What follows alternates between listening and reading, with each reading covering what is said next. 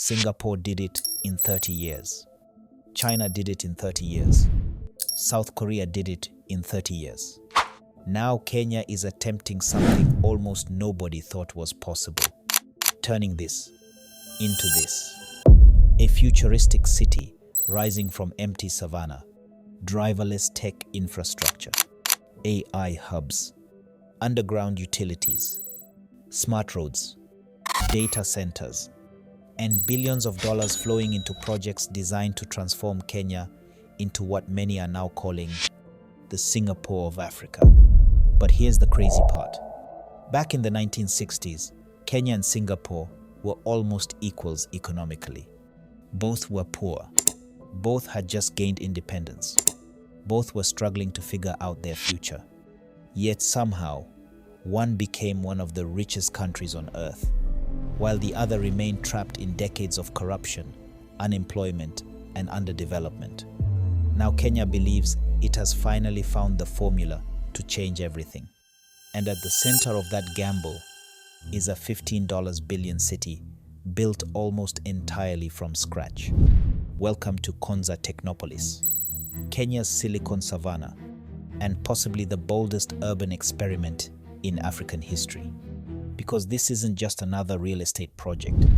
This is Kenya trying to redesign its future. The vision is so ambitious that even government officials openly compare it to Singapore. President William Ruto has repeatedly declared that Kenya can become a first world nation within a generation. Not in 100 years, not someday, within decades. And when you actually look at what's being built, you start understanding why people are paying attention. Just a few years ago, this entire area was nothing but dry grassland. Now, wide smart roads cut through the savannah. Fiber optic cables run underground. Power lines are hidden beneath the surface. Dedicated walkways and bicycle lanes stretch across the city. Modern research institutions are rising from the dust. It honestly feels less like East Africa and more like stepping into a futuristic Asian tech hub. But here's what makes Konza different from most African mega projects. Kenya is not just building buildings. It's trying to build people. Because if you study Singapore's rise carefully, one thing becomes obvious. Its greatest resource was never oil, never gold, never land. It was human capital. Singapore invested aggressively in education, technology, engineering, and discipline. That's exactly why Konza includes one of the most advanced science and technology ecosystems in Africa. Inside the city sits the Kenya Advanced Institute of Science and Technology, a university modeled after South Korea's famous KAIST institution. The goal? Train an elite generation of Kenyan engineers, software developers, AI specialists, and scientists capable of competing globally. And it's already happening. Young Kenyans are now working remotely for American AI companies without ever leaving Kenya. Think about how insane that is. For decades, African talent had to migrate overseas for opportunity. Now, Kenya wants the opportunity to come to them. Programs like Jitume and Ajira are training thousands of young people in coding, AI literacy, graphic design, software development, and online freelancing. Some are already earning their first online income while still in school. Others are building careers in the global digital economy directly from Kenya. That shift alone could completely change the country's future. Because once a nation starts exporting digital talent instead of raw materials, everything changes. And Kenya knows it. That's why Konza also hosts East Africa's largest data center, a massive digital backbone designed to keep African data, innovation, and computing power inside Africa instead of outsourcing everything overseas. This is the kind of infrastructure first world economies are built on. But Kenya didn't stop there.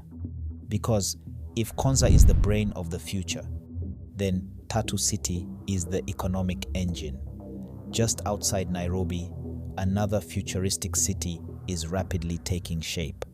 Private schools, luxury apartments, industrial parks, corporate headquarters, manufacturing zones, all inside a master-planned city built to attract global investors. And the strategy looks almost identical to Singapore's original economic blueprint. Low taxes, reduced bureaucracy, business-friendly systems. The result? Billions of dollars in foreign investment are already flowing in. Thousands of jobs have already been created. And companies are choosing Tatu City because it offers something many African cities still struggle with: reliable infrastructure, stable electricity, reliable water, fast fiber internet. It sounds basic, but those three things alone can determine whether global companies invest or leave. Singapore understood that decades ago. Now Kenya is trying to replicate the same formula. But there's an even bigger reason this transformation matters: infrastructure. Because no country becomes first world without moving people and goods efficiently. That's why Kenya is massively upgrading its transport network. The standard gauge railway now connects Nairobi to the Indian Ocean port city of Mombasa. New highways are expanding regional trade routes. And Kenya is planning major airport expansions to transform Nairobi into a serious continental aviation hub. The country basically wants to become East Africa's logistics capital, a gateway connecting the region to global trade. And then comes the biggest gamble of all: the $25 billion Lapsset Corridor, a mega project so huge it could completely reshape East Africa. New ports, railways, pipelines, highways, special economic zones, all designed to connect Kenya with Ethiopia, South Sudan, Uganda, Rwanda, and beyond. If successful, Kenya could control one of Africa's most important trade corridors. That would be a game changer. But now comes the uncomfortable truth. This entire dream depends on one thing Kenya has historically struggled with: corruption. Because building futuristic cities is easy compared to building trustworthy systems. Singapore became one of the least corrupt nations on earth. Kenya still ranks far behind. And many people fear corruption could derail the entire vision before it fully takes off. That's the real battle here. Not technology, not roads, not skyscrapers, governance. Because history has already proven Kenya has the talent, resources, and strategic location to become an economic powerhouse. The question is whether it can execute consistently enough to actually pull this off.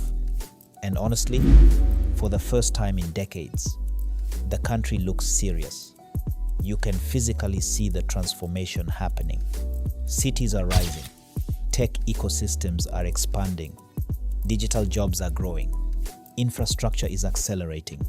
Kenya is no longer just talking about becoming modern. It's building toward it. Will Kenya truly become the Singapore of Africa by 2055? Nobody knows. But one thing is becoming impossible to ignore. Africa's future may already be under construction, and Kenya wants to lead it.